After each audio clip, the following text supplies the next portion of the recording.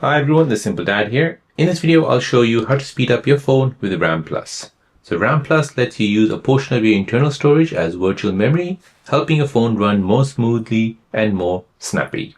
So let me show you how to do this on your Samsung S25 Ultra. So here you need to go ahead and first open up the settings. So here you want to go ahead and scroll down and find device care. Now from here, you want to go ahead and find memory. Tap on memory. Now you want to go ahead and scroll down and find RamPlus. Switch this feature on and then go ahead and choose 8 gig.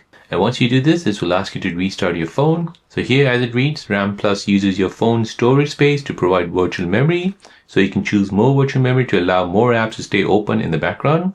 If you choose less virtual memory, this will basically keep more storage space free.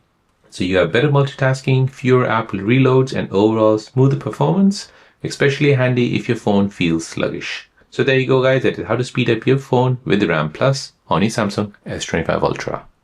If you're new on the channel and you want to find out more about your iPhone, your Android phone, or any other social media apps, then don't forget to subscribe to this channel to become a part of the Simple Dad community.